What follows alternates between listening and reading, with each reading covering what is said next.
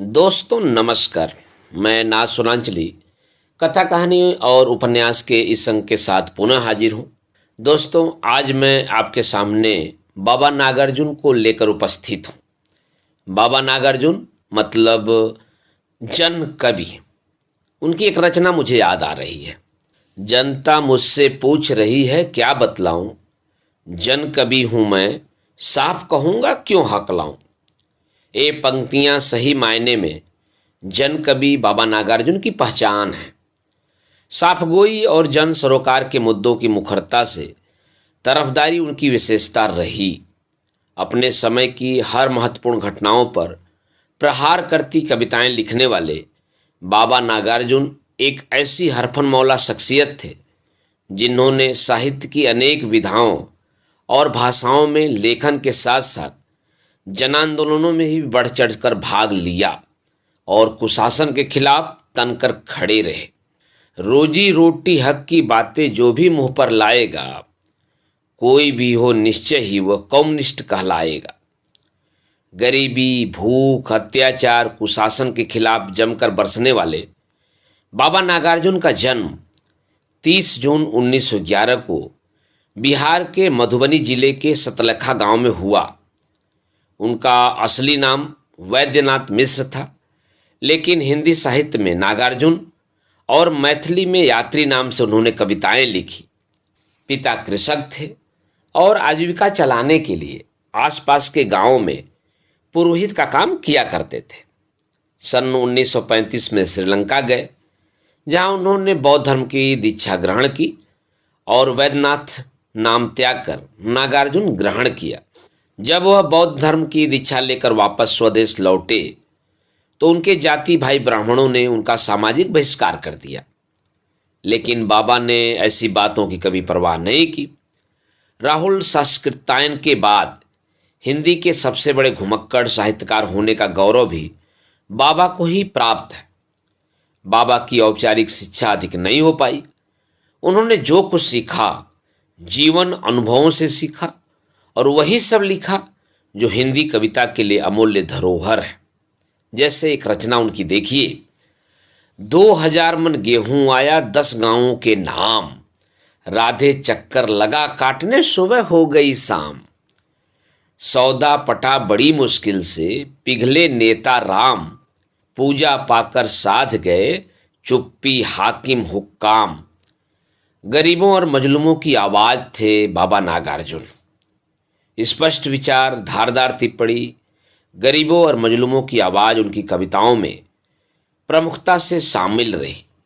हिंदी कविता में सही मायनों में कबीर के बाद कोई फक्कड़ और जन कवि कहलाने का उत्तराधिकारी हुआ तो वे थे बाबा नागार्जुन। घुमक्कड़ी स्वभाव और फक्कड़पन के बीच बाबा के मन में एक बेचैनी थी जो उनकी कविताओं में साफ दिखाई पड़ती है।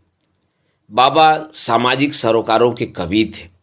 आज़ादी के बाद जो मोहभंग की स्थिति हुई उससे बाबा नागार्जुन को बड़ी पीड़ा होती थी।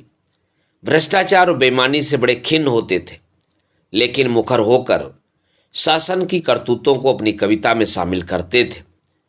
घुमक्कड़ी स्वभाव के थे, इसलिए लगातार यात्राएं करते रहते थे, लेकिन समाज के पिछड़े वंचित तबकों और गरीबों के लिए उनकी चिंता जग जाहिर थी। 1941 के आसपास जब बिहार में किसान आंदोलित हुए तो बाबा भी सब कुछ छोड़कर आंदोलन का हिस्सा बन गए और जेल भी गए। अपनी बेबाकियों में एक स्वप्न तो हमेशा देखा करते थे, समतामूलक समाज के लिए। बाबा हमेशा कहा करते थे कि हमने जनता से जो लिया है उसे कवि के रूप में जनता को लौटाना होगा। इसीलिए उनकी कविताएं सत्ता से सीधे सवाल करती थी, टकराती थी। एक रचना उनकी देखिए, बापू के भी ताऊ निकले तीनों बंदर बापू के, बापू के भी ताऊ निकले तीनों बंदर बापू के, असरल सूत्र उलझाऊं निकले तीनों बंदर बापू के। सचमुच जीवन दानी निकले तीनों बंदर बापू के, ज्ञानी निकले ध्यानी निकले तीनों बंदर बापू के। जल थल गगन बिहारी निकले तीनों बंदर बापू के, लीला के गिरधारी निकले तीनों बंदर बापू के। साहित्य के मनीषियों का मानना है कि बाबा ने हमेशा गांधी जी का सम्मान किया, लेकिन धीरे धीरे समय बीतता गया और गांधी जी के अनुयायियों के व्यवहार में परिवर्तन दिखाई देने लगा। यह परिवर्तन बाबा को खलने लगा और इसीलिए उन्होंने कविता लिखी, बापू के भी ताऊ निकले तीनों बंदर बापू के। आपातकाल के दौरान इंदिरा जी की नीतियों के खिलाफ जो सबसे मजबूत आवाज थी वो थी लोकनायक जयप्रकाश नारायण की। बाबा को जब भी कहीं कोई उम्मीद की किरण नजर आती थी तो उसे प्रोत्साहित जरूर करते थे, लेकिन वो उम्मीद जैसे ही टूटती थी बाबा निराश होते थे और उतनी ही दृढ़ता से प्रहार भी करते थे। पटना में कुछ बुद्धिजीवियों के साथ जेपी के समर्थन में बैठे थे। अपनी एक महत्वपूर्ण कविता से देश के जिन 5 सेनानियों को जगह देते हैं उनमें जेपी भी शामिल है। कविता में उन्होंने अप्रत्यक्ष रूप से जिनको शामिल किया उसमें नेहरू, चंद्रशेखर आजाद, नेताजी, सुभाष चंद्र बोस, जिन्ना तो थे ही, साथ ही साथ जेपी भी शामिल है। ऐसा ही कुछ बुद्धिजीवियों का मानना है। 5 पुत भारत माता के दुश्मन था खूंखार, गोली खाकर एक मर गया बाकी रह गए 4। 4 पुत भारत माता के चारों चतुर प्रवीण, देश निकाला मिला एक को बाकी रह गए 3। 3 पुत भारत माता के लड़ने लग गए वो, 3 पुत भारत माता के लड़ने लग गए वो, अलग हो गया उधर एक, अब बाकी बच गए 2। सन 1975 में जब आपातकाल लगा, नागरिकों के मूल अधिकार जब्त होने लगे, लोगों को जेलों में ठूसा जाने लगा, अभिव्यक्तियां बुरी तरह कुचली जा रही थी, लोगों को बोलने की आज़ादी नहीं थी। ऐसे में बाबा, जो अपने स्पष्टवादी छवि के लिए जाने जाते थे, निर्भीकता पूर्वक अपनी कविताओं के जरिए सवाल पूछे, क्या हुआ है आपको, क्या हुआ है आपको, सत्ता के नशे में भूल गई बाप को, इंदू जी क्या हुआ है आपको। इस तरह का सच कहने का साहस नागार्जुन जैसा फक्कड़ और अक्खड़ ही कर सकता था। दूसरे विश्व युद्ध के बाद दुनिया जब 2 खेमों में बंट गई, यानी विकास के लिए कुछ देशों ने अमेरिकी व्यवस्था यानी पूंजीवादी तरीकों को अपनाया और कुछ ने रूस की तरफ देखा और समाजवादी प्रक्रिया का हिस्सा बने। उस दौरान रूस के लिए दुनिया के प्रगतिशील तबके के लोगों ने खूब लिखा। तमाम प्रगतिवादी कवियों की तरह नागार्जुन ने भी रूस और चीन की प्रशंसा में कविताएं लिखीं, परंतु अपनी माटी से जुड़ाव उनका कभी कम नहीं हुआ। जनता से गहरे लगाव और अपने स्वच्छंद स्वभाव के कारण वे किसी दल या संगठन से बहुत दिनों तक जुड़कर नहीं रह सके। जब भी उन्हें उम्मीद की कोई किरण दिखती तो जमकर उस उम्मीद के पक्ष में वातावरण तैयार करते, लेकिन जैसे ही वे ओझल होने लगती बाबा विरोध में खड़े हो जाते। नेहरू और इंदिरा की जनहितकारी नीतियों की प्रशंसा की तो उनके गलत कामों के प्रति हमेशा ही सख्त रुख भी अख्तियार किया। उनकी कविता कई दिनों तक चूल्हा रोया चक्की रही उदास से उन्हें बखूबी समझा जा सकता है। 1966 का समय था, बिहार में अकाल की स्थिति बनी हुई थी, लेकिन जब स्थितियां सुधरने लगीं तो बाबा ने कविता लिखा, कई दिनों तक चूल्हा रोया चक्की रही उदास, कई दिनों तक कानी कुतिया सोई उनके पास, कई दिनों तक लगी भीत पर छिपकलियों की गश्त, कई दिनों तक चूहों की भी हालत रही शिकस्त, दाने आए घर के अंदर कई दिनों के बाद, धुआं उठा आंगन के ऊपर कई दिनों के बाद, चमक उठी घर भर की आंखें कई दिनों के बाद, कौए ने खुजलाई पाखें कई दिनों के बाद। घर में अन्न के दाने आने के साथ ही परिवार के सदस्य ही नहीं और भी जीव जंतुओं में एक उम्मीद की किरण दौड़ गई। आम आदमी की इस खुशहाली को जन कवि नागार्जुन ही इतने सहज ढंग से व्यक्त कर सकते थे। बाबा सही मायनों में गरीबों, किसानों और जन साधारण की आवाज़ थे। अपनी बेटी के लिए गुलाबी चूड़ियाँ ले जाने वाले बस ड्राइवर, कलकत्ते में ट्राम में दिन भर की मेहनत मजदूरी करके लौट रहे मजदूर, आपातकाल के समय में जेल के साथी नेवला और हिरनौटे की तरह उछल रहा चंदू, सब उनकी कविताओं में शामिल है। नागार्जुन को उनकी साहित्यिक सेवाओं के लिए राजेंद्र शिखर सम्मान, कबीर सम्मान और 1968 में साहित्य अकादमी पुरस्कार से नवाजा गया। इनके अलावा 1983 में उन्हें उत्तर प्रदेश के भारत भारती सम्मान से भी सम्मानित किया गया। उनकी मशहूर पुस्तक जमनिया का बाबा का 1979 में ही अमेरिका में अनुवाद होली मैन ऑफ जमनिया के नाम से प्रकाशित हो गया। प्रगतिशील रचना की मान्य प्रवृत्तियां बाबा नागार्जुन की रचनाओं में सबसे मुखर थीं। उनकी रचनाओं की बात करें तो आज़ादी के 20 से 25 सालों तक उनका रचना काल रहा। इन वर्षों में उन्होंने बहुत कुछ लिखा और लोगों के बीच भारी संख्या में पढ़े गए। नागार्जुन की रचनाओं का हिंदी साहित्य में उल्लेखनीय योगदान है। वे एक ऐसे व्यक्ति थे जिन्होंने लोकप्रिय होने के लिए कभी कोई समझौता नहीं किया। उन्हें जो सही लगा उन्होंने वह किया, बिना इस बात की परवाह किए कि इसका अंजाम क्या होगा। जब जब उन्हें लगा कि जनता बदलाव के अपने रास्ते पर है, वे उसके साथ सीखते सिखाते आगे बढ़ते गए। दोस्तों, पंचतत्वों से बने इस देहधारी के 5 नाम हैं। गांव और बचपन में ठक्कन और वैद्यनाथ मिसिर, फिर वैदेह जिसे 1930 में पहली मैथिली कविता प्रकाशित हुई, फिर शायद घुमक्कड़ी के लिए चुना उपनाम यात्री और बौद्ध पथ अपनाने के बाद अपनाया नाम नागार्जुन। आपकी रचनाओं के मूल में हाशिए पर बैठे शोषित लोगों का दर्द था। रचनाओं में बाबा पाठक को कभी दलित की, कभी औरत की, तो कभी आदिवासी वर्ग की पैरवी करते हुए दिख जाएंगे। पैरवी के लिए तरह तरह की सत्ताओं से प्रश्न पूछने होते हैं। बाबा नागार्जुन ने जमकर प्रश्न पूछे, वो भी बिना हकलाए। हिंदी के मूर्धन्य आलोचक नामवर सिंह ने भी कहा है कि नागार्जुन ही सच्चे अर्थों में स्वाधीन भारत के प्रतिनिधि कवि हैं। व्यंग करने के मामले में कबीर का कोई तोड़ नहीं है।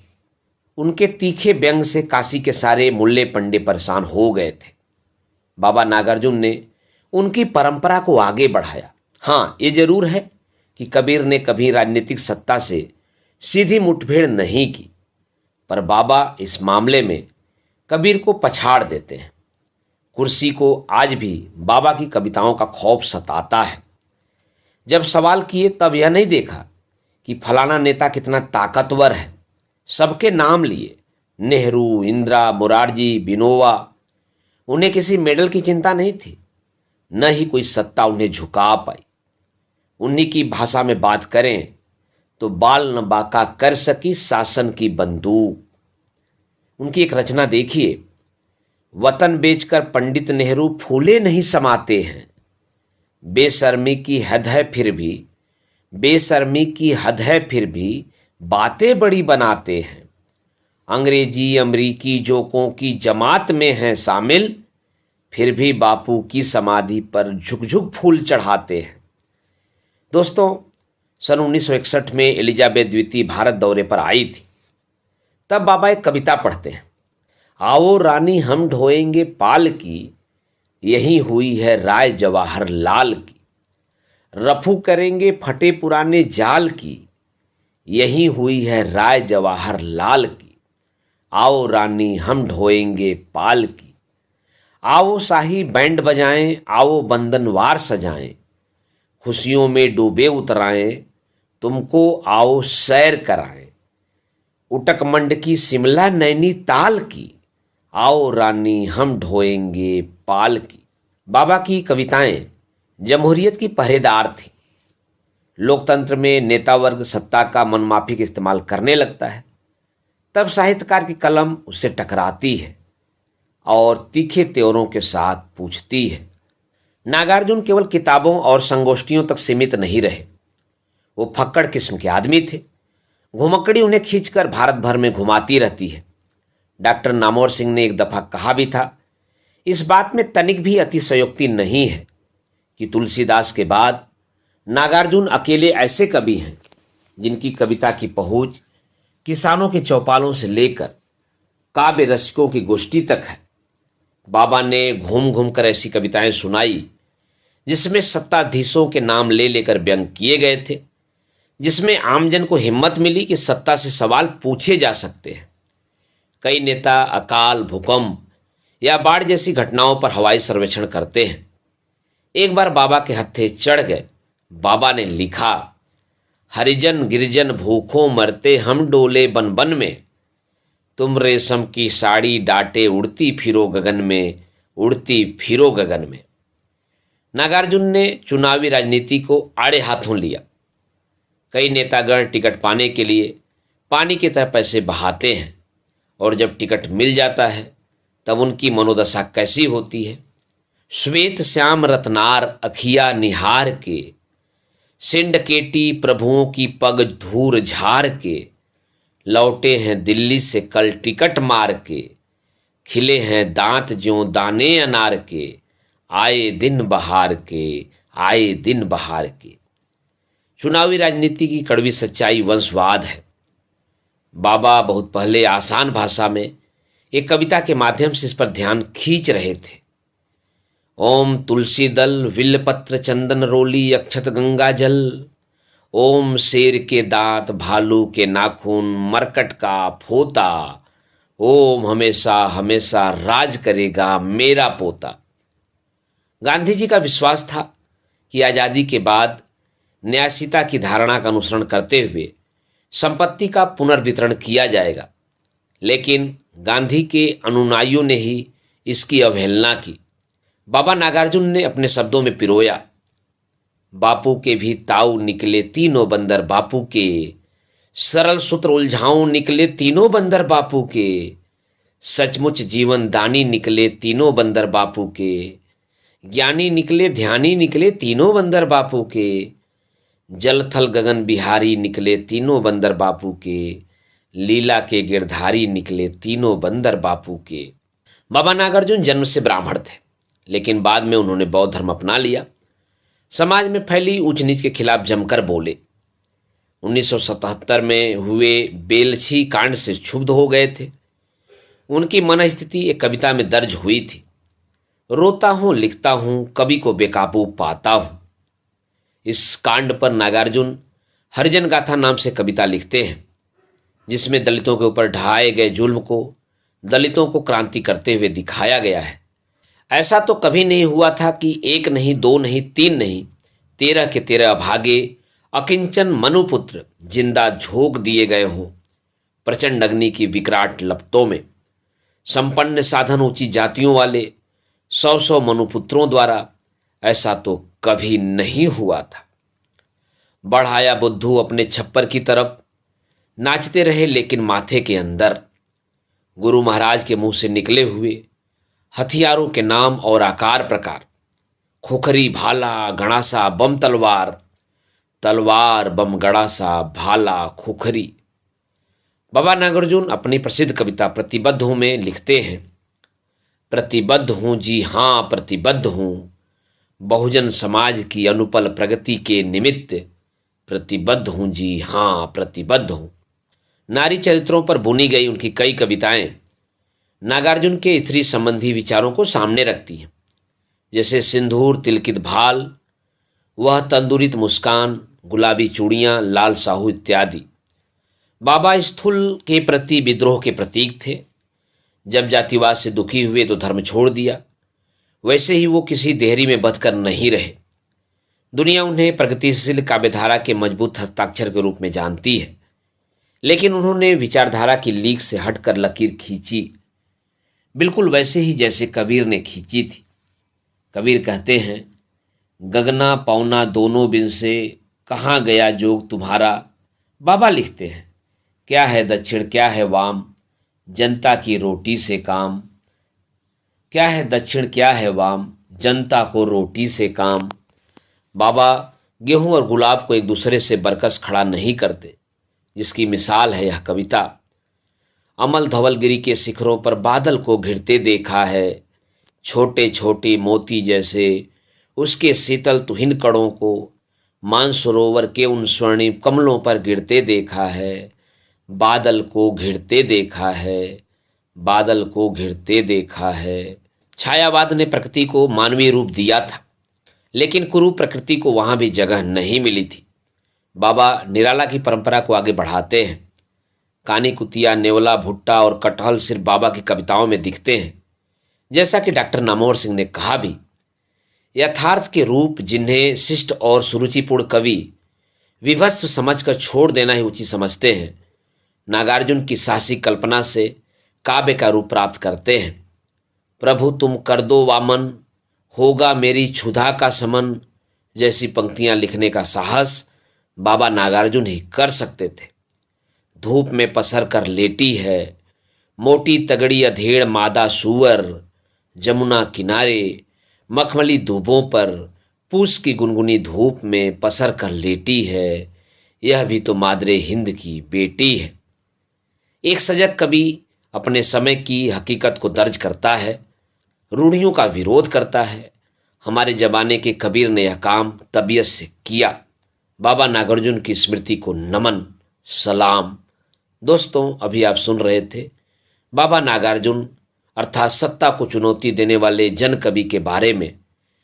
तो दोस्तों, और भी किस्से, कहानी और उपन्यास के साथ मिलते हैं। तब तक आप जुड़े रहिए मेरे साथ कथा, कहानी और उपन्यास के साथ। धन्यवाद, नमस्कार।